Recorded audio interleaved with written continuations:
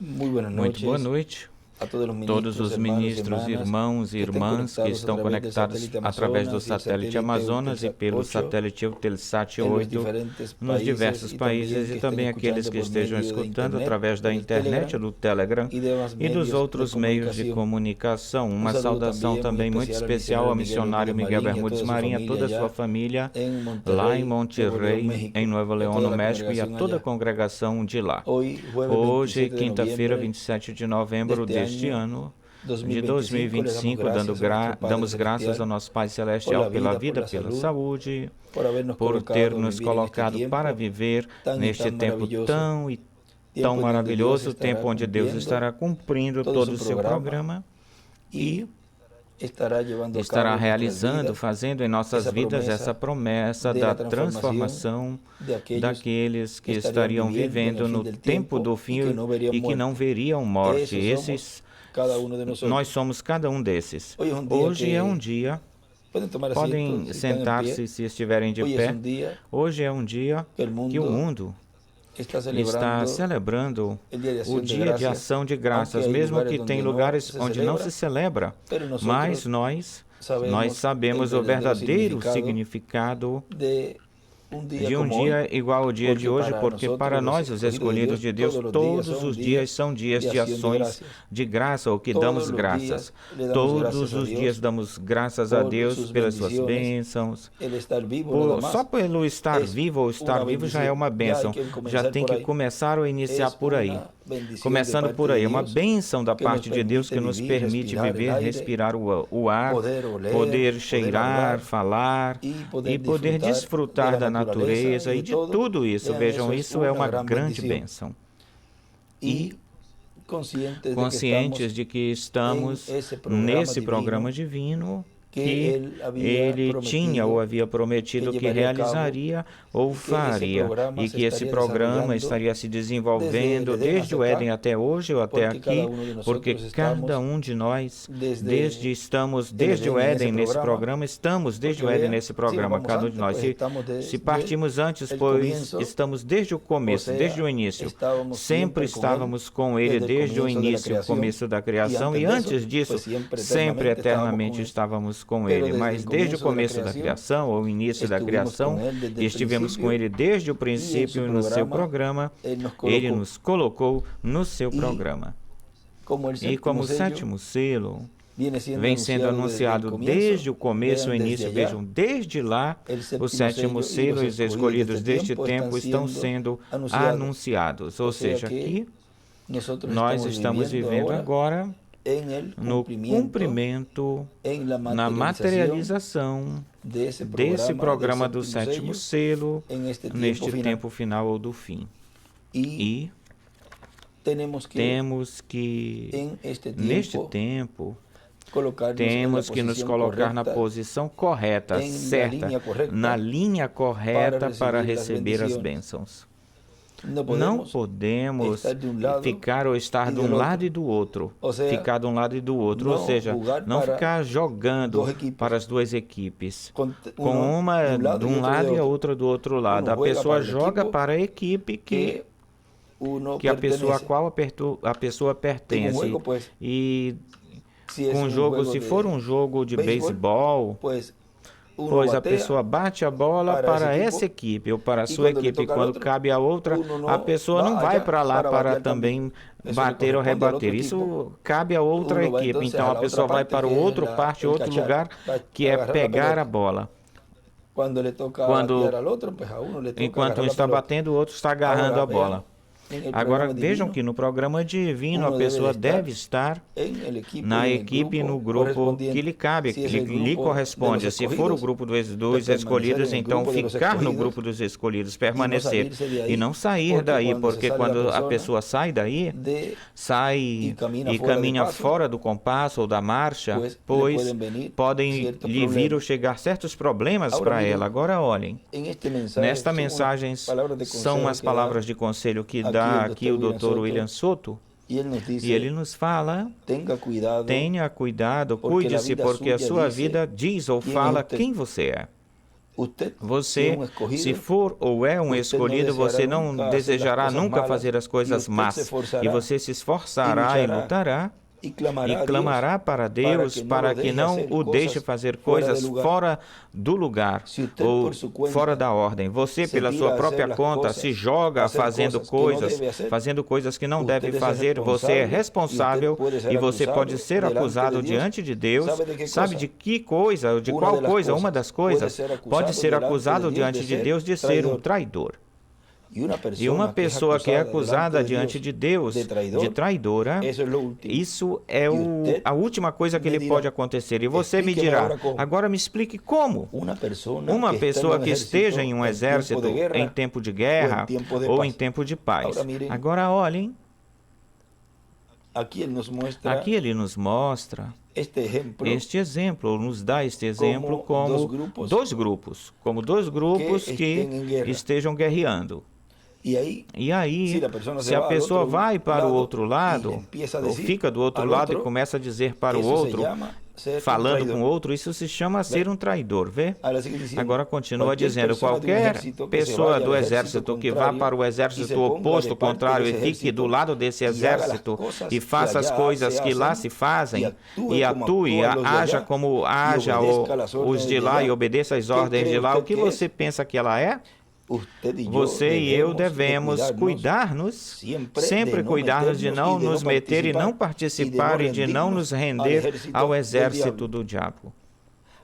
Agora olhem na mensagem A Restauração da Árvore Noiva, na página 15 desta versão, a outra é a página 26, aqui é a página 15, nos diz, mas Pedro, o porta-voz, o ministro do grupo, levantou-se e disse, estes não estão bêbados como vós supondes, sendo apenas a hora terceira do dia, senão que isso é o que foi dito pelo profeta Joel, esse mesmo de quem eu estou falando hoje acontecerá nos últimos dias, diz o Senhor, que derramarei do meu espírito sobre toda a carne, vossos filhos e vossas filhas profetizarão e mostrarei maravilhas nos céus e sinais na terra, e acontecerá que qualquer um que invocar o nome do Senhor será salvo. Que invocar o nome do Senhor. Agora Pedro pregou em Pentecostes do mesmo profeta que eu estou pregando hoje a respeito da árvore plantada.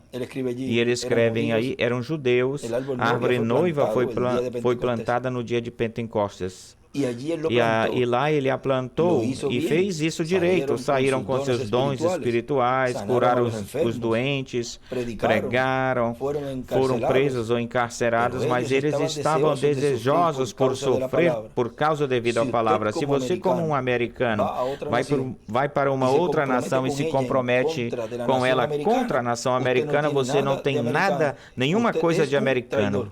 Você é um traidor e merece que fuzilem pela sua conduta. Isso mesmo acontece na ordem espiritual. Acontece a mesma coisa. Um homem que conhece a palavra de Deus e, por pertencer a alguma denominação em particular, rejeita uma parte da palavra, é um traidor. Esses homens não eram traidores. A eles não lhes importava a sua conduta, não lhes importava gritar, chorar, nem falar tantos idiomas, ao mesmo tempo, que eles mesmos não entendiam. E, no entanto, aqueles na audiência de diversas nações, sim, que lhes ouviam falar no seu próprio idioma. Eles não sabiam o que diziam, mas as pessoas as entendiam. E eles diziam, estão bêbados. E Pedro dizia, não estão bêbados, estão cheios do Espírito Santo. E ele escreve aí, os traidores é igual a fuzilá-los. E também em uma anotação atrás ele escreve, um homem que rejeita uma parte da palavra é um traidor, merece que o fuzilem. Agora ele continua dizendo aqui nesta mensagem palavras de conselho. E lembrem-se que cada exército tem a sua gente, o seu pessoal. Cada exército tem a sua gente. Assim é que você não pode ser escravo junto com aqueles que estão no exército do diabo. Se você se faz escravo das coisas do mundo, você foi levado preso pelo exército do diabo. E você pode ser acusado de traidor se você estiver de acordo com viver uma vida mundana, uma vida tal como vivem as pessoas do exército do diabo. Bom, também são acusadas de traidoras todas as pessoas que se negam a vir à luz do tempo em que a pessoa vive ou está vivendo. É acusado de ser traidor a todo pregador que se nega a vir à luz para o tempo e se revela contra ela, é acusado como traidor diante de Deus, é acusado. Olha, aí vai, esta outra parte vai com aquilo que é ser um traidor. Um traidor, vejam, é que ele vai, depois de estar no caminho do Senhor, e então se vai ou parte para o mundo, vai para o mundo, vê? E aí o conceitua, o identifica como um traidor. Agora também o conceitua aqui como traidor a uma pessoa que se nega a vir à luz no tempo em que a pessoa está vivendo ou esteja vivendo. Também ele coloca isso aí como... Coloca ele aí como um traidor. Vejam, na mensagem Revelando ou Desvelando a Deus, aí nos fala na página 43, nos fala sobre isso. Sobre isto, diz, para poder fazer isto, o nosso velho véu denominacional, tradicional, deve ser rasgado de novo, de forma que realmente possa se ver no que ele é ou o que ele é. Você tem que sair de toda essa sujeira. Nunca conseguirá. Ele se mantém pondo, colocando o véu diante dos olhos de vocês em todo momento, a todo instante. Isso não significa nada. Ou seja, dizendo que isso não é nada, isso não significa nada, coisa alguma. Mas aqui está escrito e aqui está manifestado. Vocês veem agora o que é um indivíduo, que um indivíduo se nega a ver o sol e diz: eu sei que Deus disse seja luz, mas não existe essa tal coisa. Eu vou para o sótão. Eu simplesmente me nego a ver isso ou vê-lo. Esse indivíduo está louco. Tem algo anormal com ele. Tem algo anormal com um homem ou com uma mulher que vê a promessa de Deus e a vê manifestada, a vê cumprida, a vê manifestada, a ver cumprida em cumprimento, como a visão da carpa da tenda. É uma promessa, é uma profecia, é uma visão, vê? E Deus nos falou e disse que assim se realizaria no fim do tempo. E quando está sendo cumprida, pois tem algo anormal em uma pessoa que a vê sendo cumprida e não crê nela. Tem algo mal na pessoa, nessa pessoa, diz. Tem algo anormal com um homem, com uma mulher que vê a promessa de Deus e a vê manifestada, ou seja, vê a visão da carpa. Vamos colocar vamos dizer essa parte, colocando essa parte de uma das promessas, porque é a que nos cabe a nós, nos corresponde, sendo materializada, sendo manifestada, vê a visão da carpa sendo cumprida.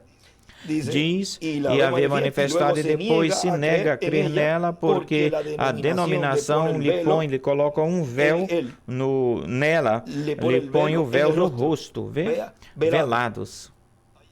E aí escreve do lado esquerdo para cima: aquele que não quer ver a luz está louco, está na quinta dimensão. Agora olhe onde estão os traidores e aqueles que não querem ou queiram ver a luz, não querem ver essa promessa materializada, manifestada. Agora ele continua dizendo: portanto, então vejam vocês diante de Deus como as coisas são vistas ou contadas e como a pessoa deve ter muito cuidado de que a pessoa, por causa de sua forma de agir ou de pensar, a pessoa vai voltar para trás em vez de fazer o bem, a pessoa mesma está fazendo mal para si mesma. E lembrem-se que Deus tem um registro, e a Deus não se lhe escapa nada de Deus. Deus tem um registro, e Ele sabe todas as coisas que cada um de nós fazemos. E no nosso registro também está todo o benefício que foi feito e todas as coisas que fizemos que beneficiaram as outras pessoas. Mas sempre se lembre que também no registro aparecem as ações mais ou ruins e toda coisa ruim que a pessoa tenha feito, que tenha prejudicado as outras pessoas, nós sempre lutamos e lutaremos para fazer as coisas direito, bem, para que os outros sejam beneficiados pelas coisas boas que fazemos. E guardamos em segredo e guardamos em silêncio toda falta que você e eu possamos ver em nossos irmãos. Os amamos e não desejamos que outras pessoas sejam prejudicadas pelas faltas de outros irmãos e nem tampouco desejamos que o mundo saiba das faltas de nossos irmãos. Nunca se atreva a fazer uma coisa que vá prejudicar a obra de Deus, porque você não estará destruindo a nenhuma pessoa, senão que você poderá ser acusado de tentar destruir a obra de Deus. E pensa que com isso eu vou destruir a tal pessoa, vou matar a sua influência e todas essas coisas. E olhem, bem melhor o que estão fazendo estão fazendo algo contra a obra de Deus, contra o programa de Deus, e automaticamente estão se destruindo eles mesmos automaticamente.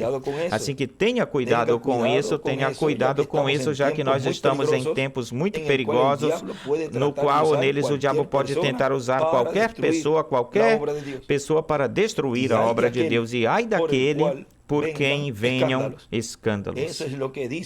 Isso é o que diz, na verdade, que virão, mas ai daquele, e você e eu temos que nos cuidar de todas essas coisas, já que nós estamos em tempo de juízo. Agora olhem, ele também aqui numa outra mensagem, intitulada Para que estamos casados com Cristo, olhem aí, diz... Agora vejamos. Eu não desejo. O meu desejo não é que vá se cumprir em alguns de vossos amados irmãos ou dos jovens, vá se cumprir isso de Ananias e Safira, mas sabemos que em alguém se cumprirá.